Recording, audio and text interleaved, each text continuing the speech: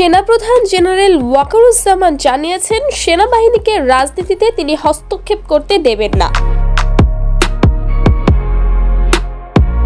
সেনাপ্রধান হিসেবে নিজের মেয়াদকালে আমি রাজনীতিতে নাক গলাবো না। আমি সেনাবাহিনীকে রাজনৈতিক পরিমণ্ডলে হস্তক্ষেপ করতে দেব না, এটাই আমার স্পষ্ট অঙ্গীকার বলে জানিয়েছেন সেনাবাহিনীর প্রধান জেনারেল ওয়াকারুজ্জামান। জেনারেল ওয়াকারুজ্জামান বলেন, আমরা অন্তর্বর্তী সরকারকে সহায়তা করছি। তারা আমাদের কাছ থেকে যে ধরনের সহায়তা চাইছে সেভাবেই সহায়তা দিচ্ছি এবং দেব।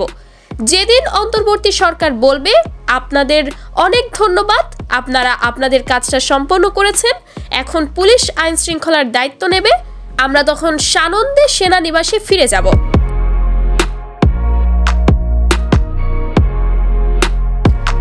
রাজনীতিতে হস্তক্ষেপ না করার প্রসঙ্গে তিনি বলেন, আমরা মনে প্রাণে বিশ্বাস করি রাজনীতিবিদদের বিকল্প রাজনীতিবিদরাই, তাই বিকল্প সেনাবাহিনী নয়।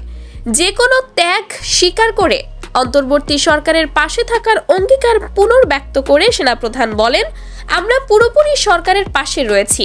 আমরা চেষ্টা করব প্রধান উপদেষ্টা যেভাবেই আমাদের সাহায্য চাইবেন আমরা সেভাবেই ওনাকে সহযোগিতা করব।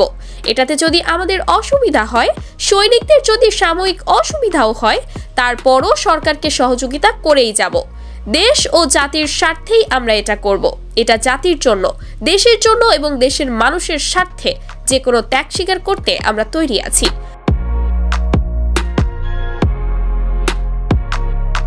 গণ অভ্যুত্থান পরবর্তী সময়ে নতুন রাজনৈতিক সংস্কৃতি তৈরির গুরুত্বের বিষয়ে তিনি বলেন, আমি আশাবাদী রাজনৈতিক দলগুলোর মাঝে ভালো রাজনীতিবিদ রয়েছেন, হয়তো ভিন্ন মতের মানুষও আছেন। আমার অতীত অভিজ্ঞতায় বলে, যখন এমন একটা ক্রান্তিকাল আসে আমাদের রাজনীতিবিদদের সঙ্গে বসলে তারা সহযোগিতার মনোভাব নিয়ে এগিয়ে আসেন।